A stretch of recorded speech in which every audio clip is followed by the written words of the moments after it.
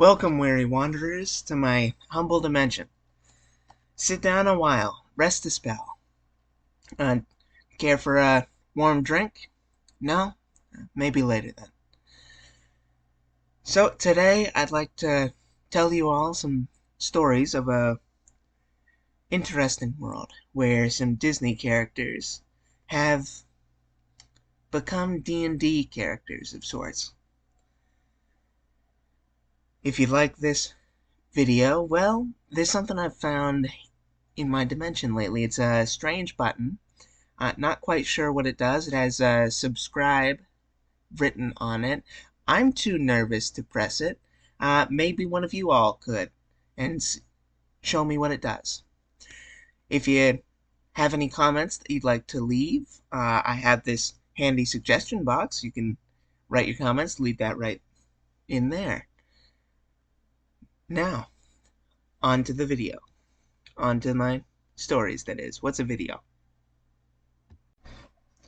In the decades since the founding of the Scythian Empire, those still loyal to the Republic and suspicious of Sidon Palpin formed an effort to unravel it and reform the Republic of Free States. At first, the resistance force was small and easily concealed under the guise of unorganized crime.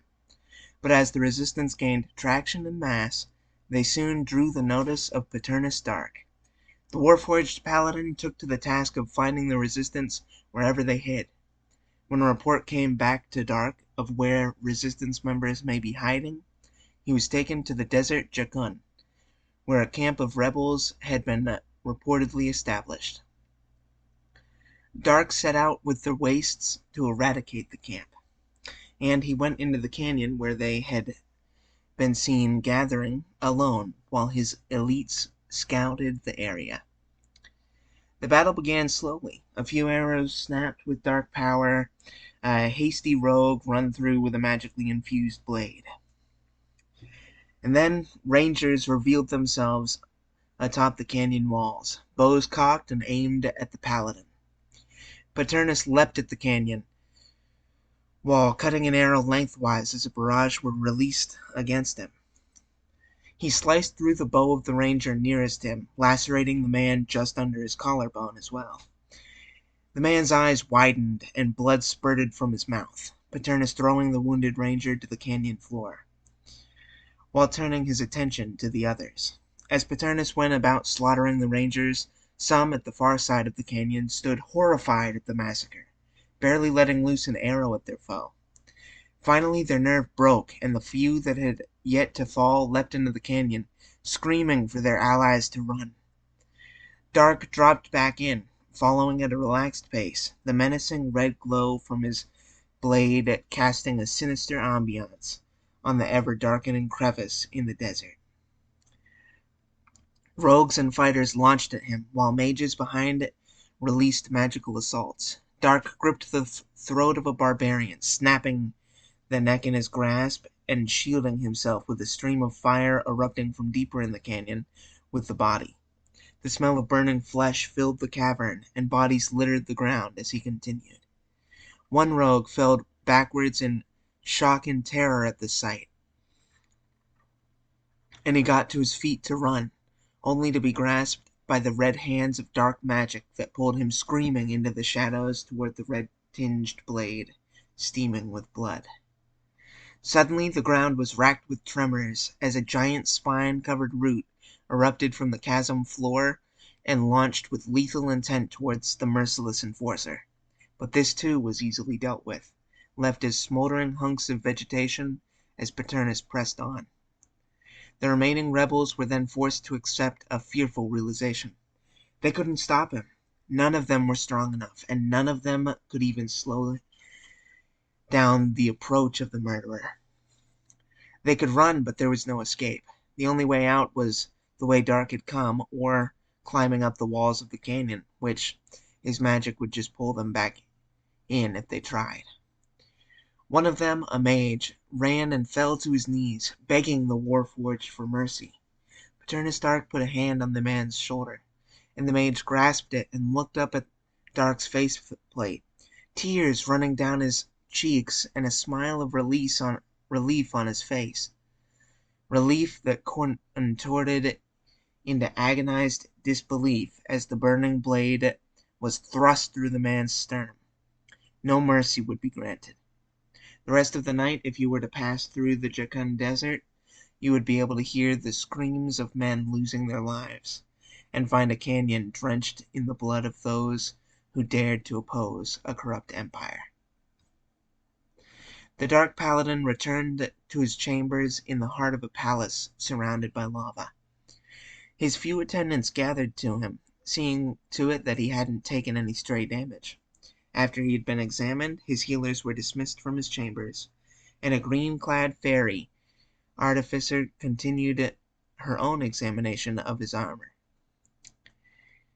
She had been assigned to care for his armor for half a decade now, and had grown faintly fond of the heartless killer. And though he wouldn't admit it, Paternus Stark had a modicum of care for the fairy. He at least valued her expertise in the mechanical arts. Perhaps that was all. A green and black swirl of arcane energy coalesced, growing larger by the second. A light breeze gradually increased into a heavy wind. Moss was ripped from trees, rotting leaves rustled on the ground, being torn from where they lay.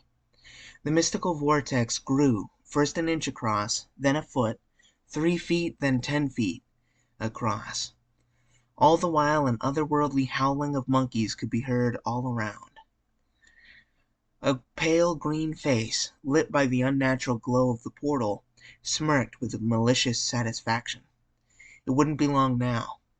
Soon the portal would be fully calibrated, and she could rectify her mistakes. The malevolent woman clicked her fingers impatiently against the monkey-topped staff, and reflected on the events that led her to where she was now. Once, many years ago, Shea had been a mercenary assassin, taking orders from whoever offered the most gold. But there had been one consistent thorn in her side, an annoying, orange-haired princess that insisted on interfering with Shea's operations whenever possible. But in one confrontation, the princess disappeared in a blinding flash of blue and white light when an ancient sundial was smashed. Shea had disappeared for a few days herself, searching for any trace of her foe and processing her disappearance. Then she went back to her life, making money, following the power-hungry fools wealthy enough to acquire her services.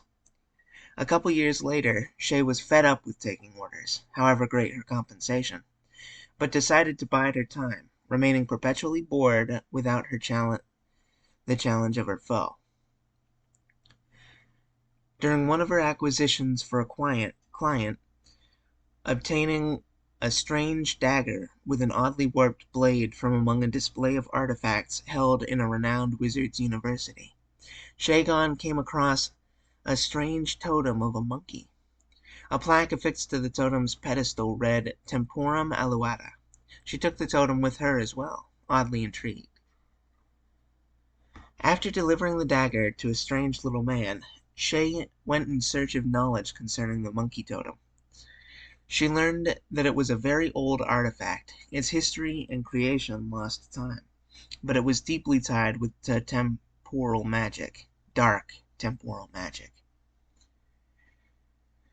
This intrigued her, and she spent the following years learning to use the totem and mastering her skills. Shea affixed the totem to a staff and went about her new ambitions. She had more power now than ever before. She could slow, freeze, and speed up time around localized areas, age an object into dust, or reverse it to before its creation. With her new power, she set off for her own conquest. She enslaved some of her old employers for vanguards, and went about conquering the villages of Upper Grove, Middle Grove, and Lower Grove, as well as the surrounding forests and farmland. Looking back, Shea supposed she could have conquered more land, but she didn't care to contend with the Scythian Empire, and besides, world conquest never really ripped her fancy anyhow. So she lavished in the luxuries she craved, ruling her small domain. Decades passed, and a day came that truly surprised Shea. Her old foe, the red-headed princess, reappeared. Shea was a form of a young red-headed fighter causing trouble in town and ordered her to be captured and brought before her. Each attempt failed, and before long, the redhead had confronted Shea in her palace. Having been sent through time, likely by the broken sundial, the princess was immune to magical aging or regression, and so the two fought hand to hand. Shea was quickly bested, having become lax in her physical regimen, and barely escaped with the diversion of her blue-skinned barbarian. That brought Shea to her present. She smiled as she stepped through the portal, walking downward as if descending a staircase. In her hand, she had a tome with everything she knew now inscribed within. She would travel back to just after acquiring the totem and prepare her younger self. She would not lose all that she had gained. And she wondered, just how would she toy with the princess once she had been defeated? Perhaps she would make an excellent servant, or perhaps just a piece to decorate her wall. No matter, a decision for another time. Do you think the Dark One sings, dearie? I stubbed my eyes out with a rusty foot. Rumpelstiltskin never sang, and he cared little for music. So why was he now cursed so that every word would be expressed through song? The man with skin scaled like a crocodile's and heart reputedly black as coal could only express himself verbally through melodic little ditties, many of which would bring a smile to your face. It began when the old crocodile crossed a particular opulent sea witch.